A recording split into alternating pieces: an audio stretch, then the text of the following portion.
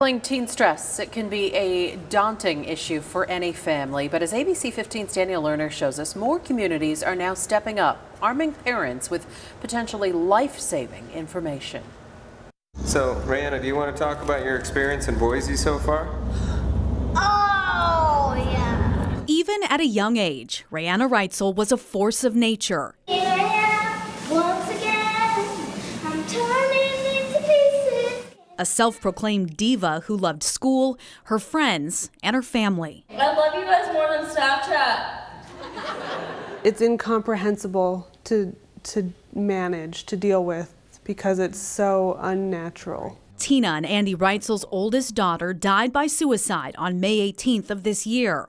When they scoured her social media and text messages, they were stunned. It seemed like she was just felt like she was disappointing everybody in her life. When your 13-year-old daughter thinks that she's fat and ugly and never going to get a boyfriend, that kind of seems like typical 13-year-old girl stuff. And we took it seriously, but it was still unbelievable to us. That's something Natalia Kimbo Andrade hears from parents a lot. We should always take it serious. As Director of Community Outreach and Education for the behavioral health agency Community Bridges, she works with youth and families in crisis and says the difference between typical teenage stress and something more serious isn't always obvious. This is a different generation of kids with different pressures that we didn't have to go through when we were in school. That's why she's one of 4 presenters scheduled to speak at tomorrow's Resource Night in Mesa, meant to share key indicators for stress in young people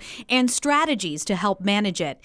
Kimbo Andrade encourages all families to educate themselves on the potential risk factors and warning signs, things like mood swings, risky or self-destructive behavior, references to suicide, changes in their normal routine, or withdrawing from social contact. Create a network of other responsible adults who can help support and check in with your child and communicate early and often. It's not just a one-time conversation. We're always have that talk with them. The Reitzels admit before their daughter's death, a resource night likely wouldn't have been a priority. I probably would not have made the time to attend. I wouldn't have thought for a second that it applied to my life or my kids. But now they're hoping other parents will invest the time. Don't disengage and don't take it for granted. And if you see problems, then address it and talk to your kid and see what's going on and do the research. Go online, look at what's out there. There's tons of resources, right?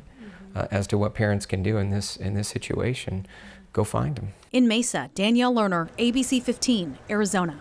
We appreciate her family speaking out. Also, tomorrow night's event does run from 6 until 7:30 at Shepherd Junior High School. That's over near Recker and Brown, right there in Mesa.